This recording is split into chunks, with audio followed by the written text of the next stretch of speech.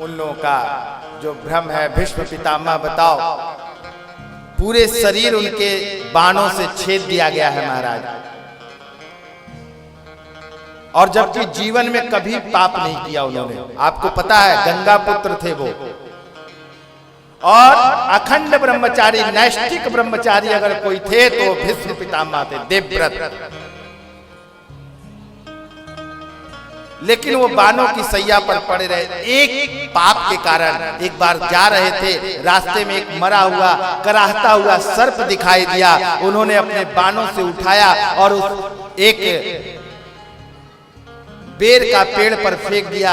वह बेर के पेड़ में जितने कांटे थे, जितने कांटे उस सर्प में चुभा, उतना ही तीर जो है भीष्म पितामह को मारा गया। और जितने दिन वो सर्प उस कराहता रहा, जब तक उसकी मृत्यु नहीं हुई, उतना ही दिन भीष्म पितामह बाणों की सैया पर रहे। जबकि कहा जाता है कि भगवान भीष्म पितामह को इच्छा मृत्यु का वरदान था। और विद्वानों ने कहा कि वो इसलिए वेट किए क्योंकि वह उत्तरायण का, कि सूर्य उत्तरायण होगा तब हम अपना प्राण त्यागेंगे। क्यों? क्योंकि जब सूर्य उत्तरायण होता है महाराज, तब वैकुंठ का द्वार खुला रहता है। बोलिए लक्ष्मी नारायण भगवान की।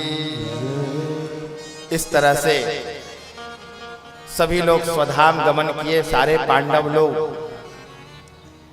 और उसी समय राजा परीक्षित को वहां का राज सौंप करके सारे पांडव जो है वन की ओर चल दिए। राजा परीक्षित राजा बन गए।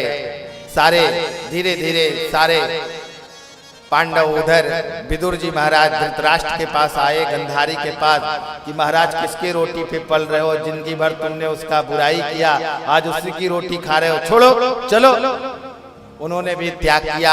अब राजा परीक्षित जो है इस राज का मालिक हो गए। सब लोग स्वधाम गमन कर गए हैं। तब उसी समय, क्योंकि जब राजा परीक्षित का नाम रखा जा रहा था, उस समय उनका नाम विष्णु रात रखा गया था, परीक्षित नहीं था। उनका नाम जो विद्वानों ने रखा था, उनका नाम विष्णु रात रखा था।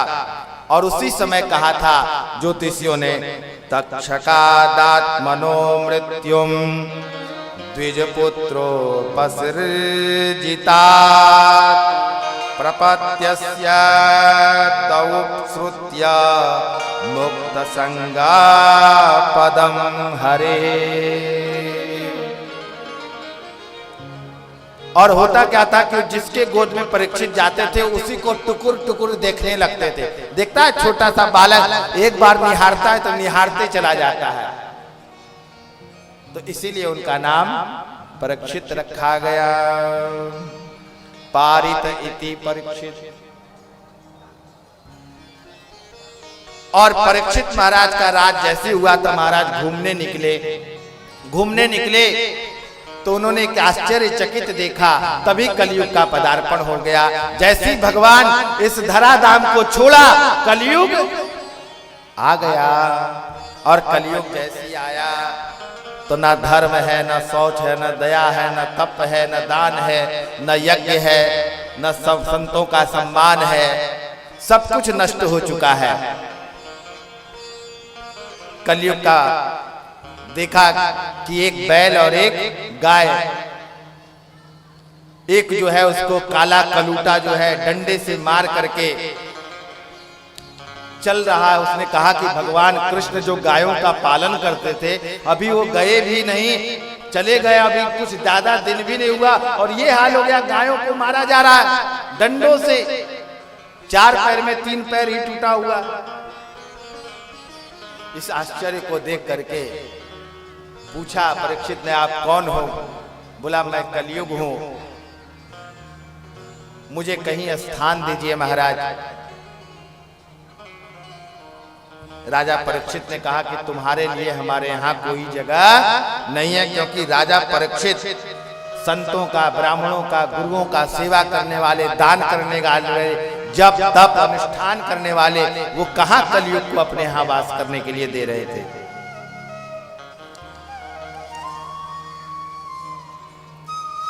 तभी जो है कलयुग ने हाथ जोड़ करके प्रार्थना किया कि महाराज आप तो बड़े दयालु हैं, हमारे थोड़ा गुण को भी जान लीजिए। ऐसा नहीं कि मेरे अंदर खाली बुराई है, हमारे अंदर गुण भी, अगर मेरे गुण को सुनेंगे तो मुझे रहने का स्थान दे देंगे। तो राजा परीक्षित ने कहा बताओ तुम्हारे अंदर भी गुण। सूत जी महाराज कहते हैं अभ्यर्थिस्तदा तस्मै स्थानानि कलयो ददौ द्यूतं पानं स्त्रियः सूना यत्रा धर्मश्चतुर्विधा।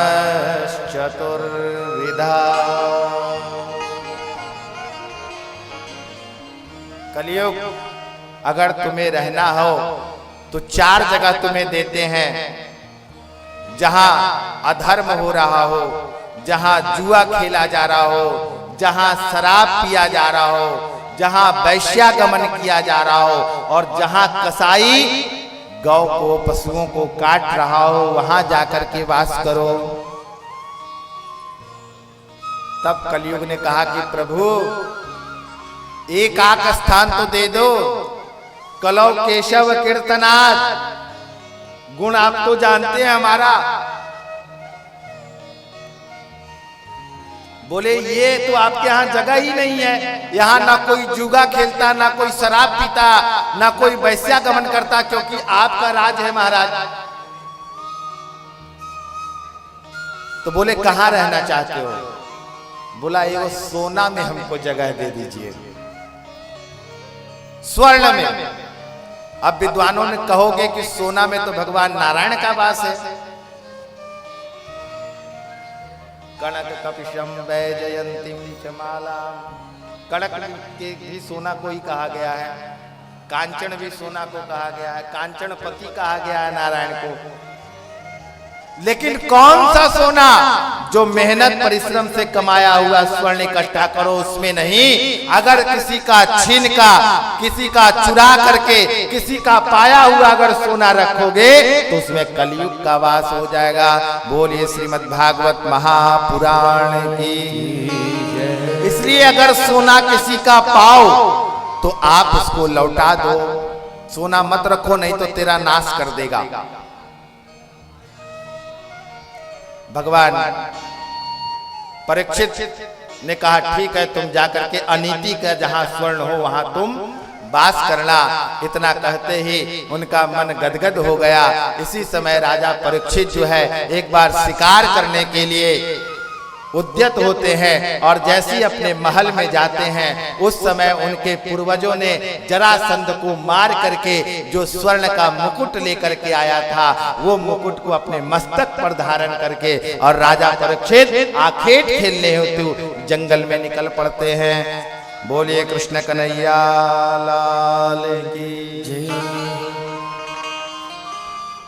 उसी समय जैसे ही जंगल में जाते हैं प्यास लगती है, और प्यास जैसी लगती है तो एक ऋषि का आश्रम दिखाई देता है। समीक ऋषि का आश्रम पे जाते हैं और वहां समीक ऋषि तपस्या कर रहे होते हैं। उसी समय राजन कहते हैं कि हे ऋषि, मुझे जल पीने की इच्छा है, मुझे जल पिलाएं। लेकिन ऋषि तो अंतर ध्यान थे, ध्यान मग्न थे, कहाँ उनकी बात को सुनने वाला।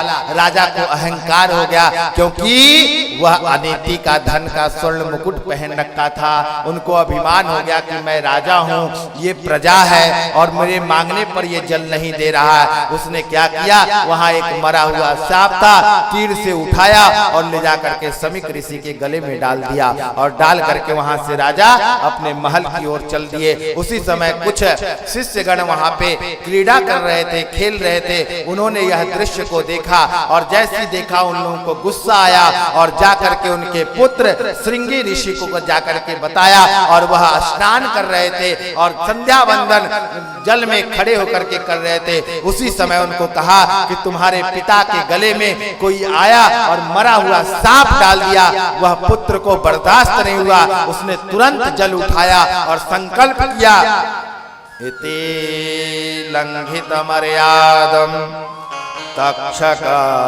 सप्तमे हणि दक्षयति स्म कुलाकारं चोदितो में तद्रुहम। ये मैं जल लेकर के संकल्प कर रहा हूं। जज्जाग्रतो दूरमुदयति दैवं तदु सप्तस्या तथैवैति दुरंगमं ज्योतिखां ज्योतिरेकन्तन्मे मनः शिव संकल्पमस्तु। संकल्प में जो मन में संकल्प होता है महाराज, अगर संकल्प दृढ़ हो तो वह पूर्ण होता है। और वह ऋषियों का संकल्प था। जल उठाया और जल उठा करके कहा सप्तमे हणि। जिस तरह मरे हुए सार्प मेरे पिता के गले में डाले हो, यही तक्षक नाग 7वें दिन तुम्हारा काल बन करके आएगा और तुम्हारी मृत्यु हो जाएगी। बोले कृष्ण कन्हैया लाल की। अगर देखा जाए तो हम सब परीक्षित हैं। हम सबके भी जीवन में मात्र 7 दिन है। इसी 7 दिन में जाना है, या मंगल को जाए, या सोम को जाए, या बुध को जाए, या गुरु को जाए, या शुक्र को जाए, या शनि को जाए। इसी में 7 दिन में कोई दिन में जाएंगे ना। जितने पूर्वज गए हैं बताओ, कोई 8वां दिन हो तो मुझे बताओ। तो हम सब परीक्षित हैं, इसी 7 दिन में जाना है। इसलिए परीक्षित को ही नहीं, हम सबको भी ये साधन करना चाहिए कि ये जन्म मरण के बंधन से मुक्त होने के लिए ये हमारे पास 7 दिन है। इन्हीं 7 दिनों में ये नहीं कि बुढ़ापा आएंगे तो राम राम जपेंगे, जब कंठी अवरुद्ध हो जाएगा तो क्या जपोगे। इसलिए कल से नहीं, आज से ही प्रारंभ कर देना चाहिए भगवान नाम का संकीर्तन। किस समय प्राण पखेरु उड़ जाए।